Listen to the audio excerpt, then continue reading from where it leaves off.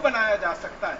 मतलब मैं कहना यह चाहता हूं कि महात्मा गांधी जो हिंद स्वराज में कह रहे हैं और महात्मा गांधी जो भारत के प्रथम प्रधानमंत्री पंडित जवाहरलाल नेहरू को नीतियों के लिए जो निर्देशक तत्व दे रहे हैं, वो सब कुछ हमारे भारत स्वाभिमान के क्रांति पत्र में है, संपूर्ण शंखनाद में है। इसी तरह से और एक दो छोटे छोटे बातें मैं संस्मरण में हमारे लाना चाहता हूं कि हमारे देश में एक बड़े भारी क्रांतिवीर हुए नाना साहब पेशवा।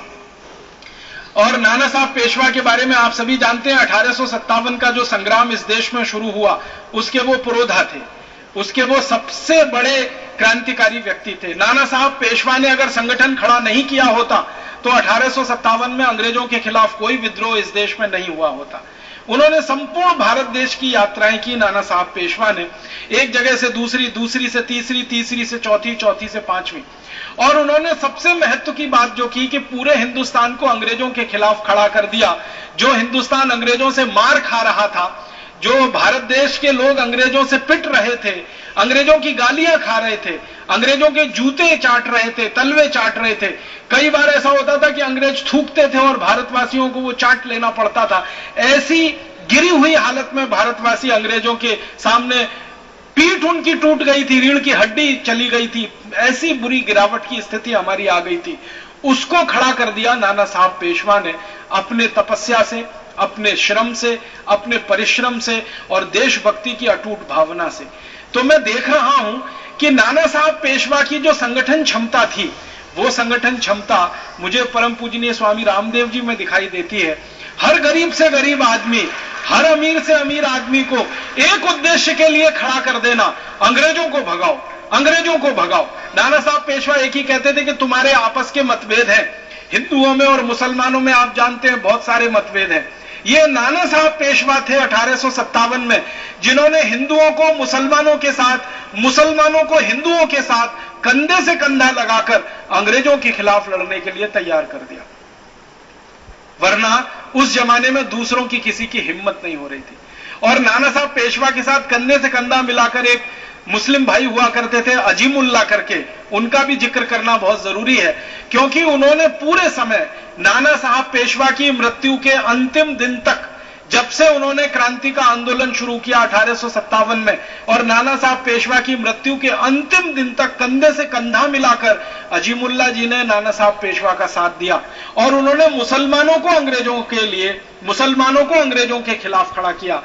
होता यह था कि नाना साहब पेशवा हिंदुओं में जाते थे व्याख्यान करने, अजीमुल्ला मुसलमानों में जाते थे, वो मस्जिदों में जाते थे, वो मुसलमानों को खड़ा करते थे, ये हिंदुओं को खड़ा करते थे, और ऐसे करके वो अंग्रेजों के खिलाफ लड़े थे।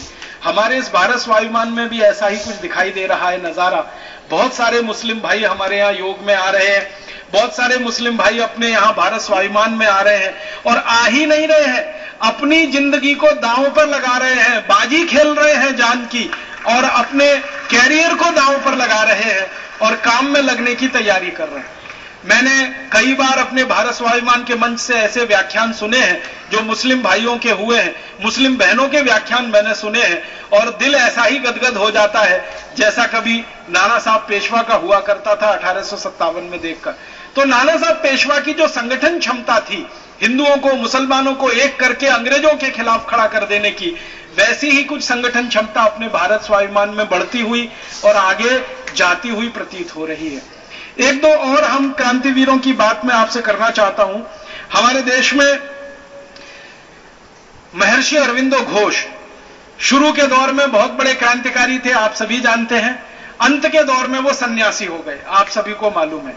महर्षि अरविंदो घोष जब बहुत क्रांतिकारी हुआ करते थे तो उन्होंने एक अखबार निकाला था, उस अखबार का नाम है वंदे मातरम। वंदे मातरम की बहुत सारी प्रतियां यहां दिल्ली में आर्काइव्स में सुरक्षित रखी हुई हैं।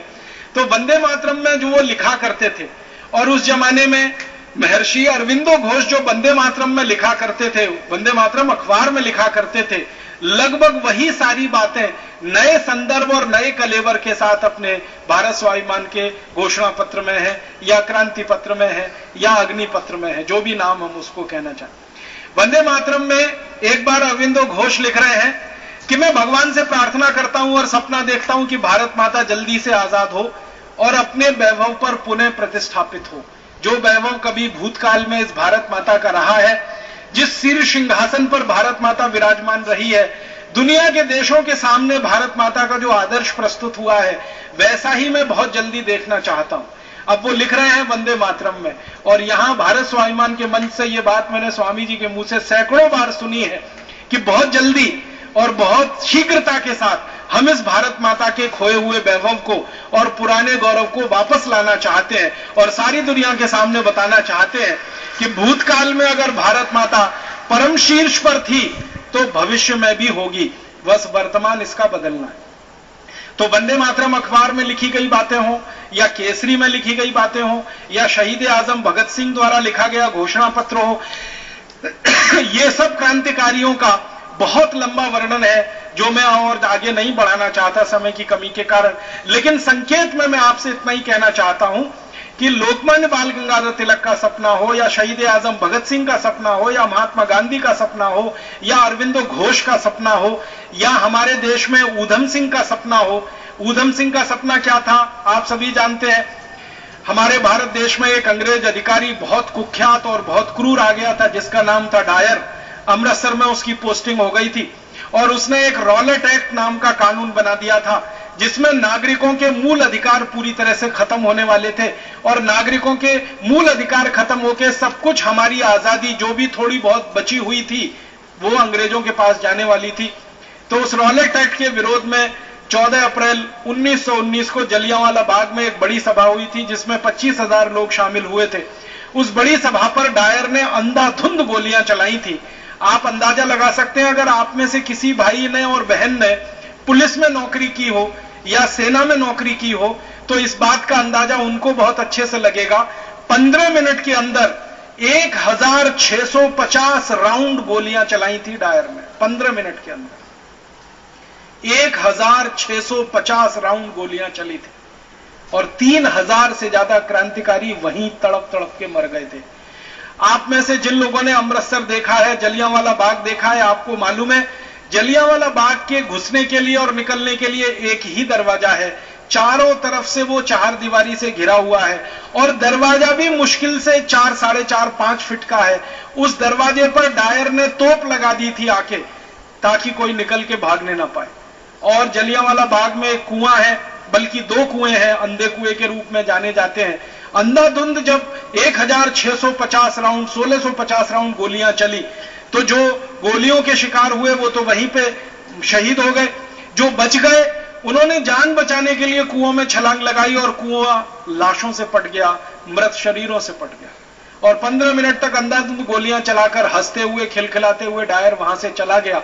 रास्ते में जाते हुए अमृतसर की सड़कों के दोनों तरफ जो भी भारतीय नागरिक उसको मिला, उनको गोलियां मारकर पीछे तोप के मुंह से रस्सी से बांधकर घसीट कर वो लेके गया था। इसका इनाम उसको अंग्रेजों की संसद की तरफ से मिला था, शाबाशी मिली थी, उसकी पदोन्नति हुई थी, उसका प्रमोशन हुआ था, और उसको भारत से लंदन भेज दिया गया था और बड़े ओहदे पर। ऊधम सिंह उसी हत्याकांड के समय लोगों के बीच में शामिल थे, और आप जानते हैं कि उनकी उम्र मुश्किल से उस समय 11-12 साल की हुआ करती थी।